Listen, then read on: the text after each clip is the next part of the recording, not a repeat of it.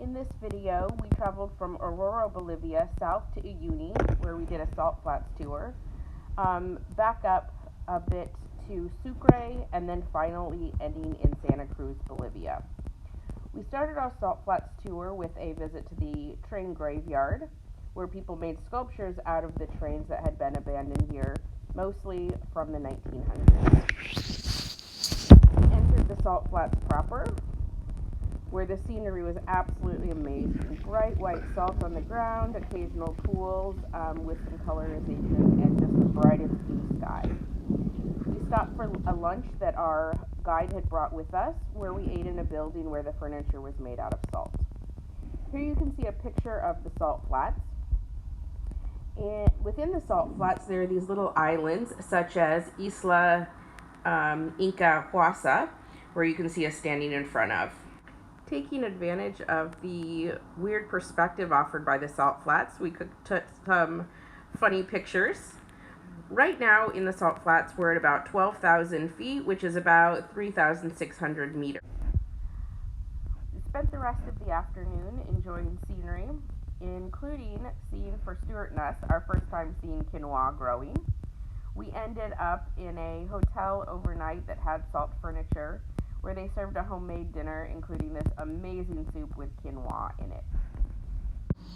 The salt flats around Uyuni were created about 40,000 years ago when some prehistoric lakes evaporated. The scenery moved into some more volcanic territory later in the afternoon, including multiple lakes and volcanoes. We really enjoyed seeing the flamingos. I absolutely love this video of the running flamingo. On this tour, we ended up with a Japanese couple, a pair of Japanese ladies, and Stuart and I. So just by coincidence, 4 out of the 6 people in our tour group were Japanese. It was fun to use our very limited Japanese again. In these lakes that are very near each other, there are 2 species of flamingos that live and breed. Coming up, we're going to get to the Laguna, Colorado, where 3 species, so these 2 plus a third species of flamingos breed. This is a rock cropping where we saw some vizcacha, some rabbit-like creatures. And here you can see some of the members of our tour group.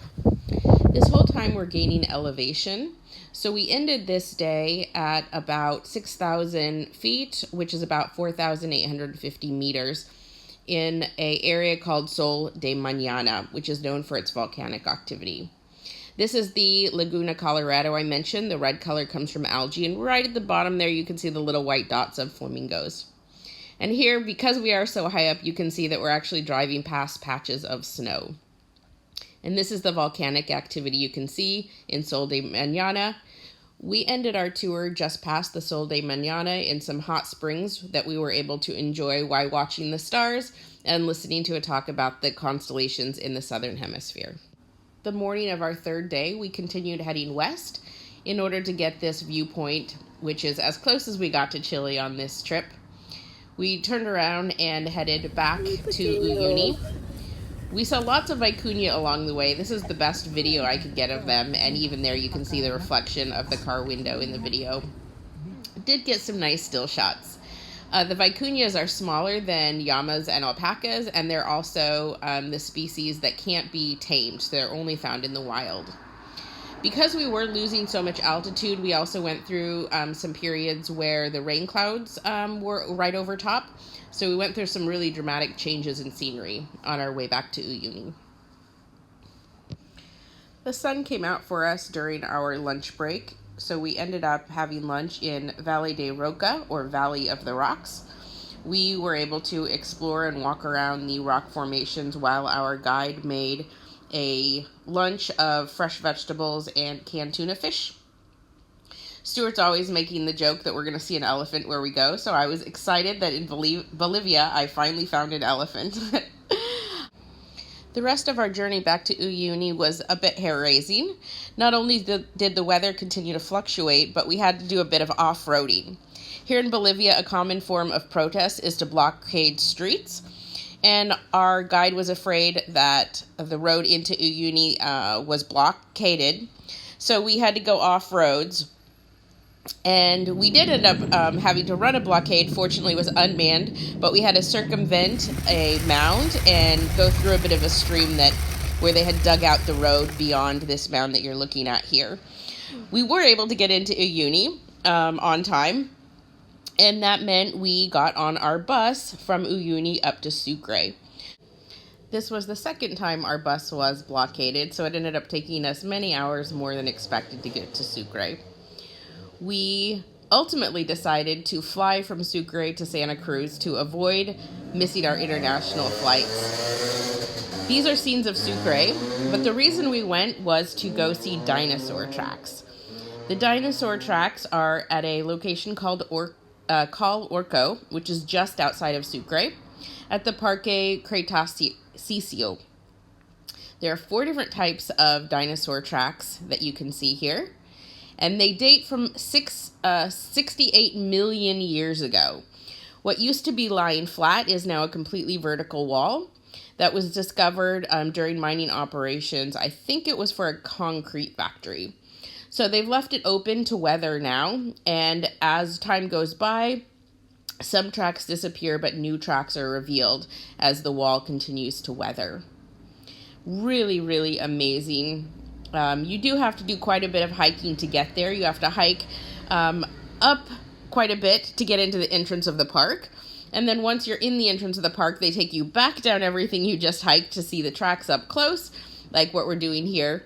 And then at the end of that, you have to hike back up into the park so you can exit and hike back down. Here you can see an outline of the print with my hand as comparison from the previous print. And with that, we took one final look at the dinosaur tracks before saying goodbye to Sucre. We did have this delicious meal. I think it cost about $2 before we got on the flight to Santa Cruz. In Santa Cruz, we had 2 days, and all we did was rest and relax. And that included trying some Bolivia dishes that we hadn't gotten around to trying yet. They were all delicious. Seis Especial is a little bit spicy. Capari al horno is just a great meat dish.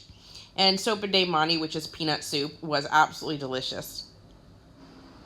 Starting this week, we have a new way of recording our fasting. So the first hour is how many hours our fasted lasted since the previous day. And then our second number is how many hours our eating window on this particular day was. Our fasts are clean fasts, so it means we had only water, black coffee, black tea, or green tea. We also allow ourselves to take our prescription medications during our fasting window. Our eating window then is any consumption of anything else, including supplements or multivitamins that we take. Our expenses were a bit higher this week because we treated ourselves to that 3-day tour, and because we had to pay for the airfare between Sucre and Santa Cruz. The last thing I'll say before I end the video is that while we saw some incredible things in Bolivia, we did not feel welcome in the country as a whole. People seemed annoyed or inconvenienced by us, no matter how friendly we tried to be. Very, very few exceptions. One was when we were doing our tour of the La Paz cable service. One woman went out of her way to show me where the elevator was, probably as a result of my obvious limp. And then our host in Santa Cruz was absolutely amazing. We did Airbnb for 2 nights, and he was super welcoming and had suggestions to make. Beyond that, everybody we met, it just felt like they weren't excited about their country. They weren't eager to tell us things to do or places to go, and just felt more irritated by our presence than anything else. So that part was a bit disappointing and made us, unfortunately, quite happy to move on to Brazil.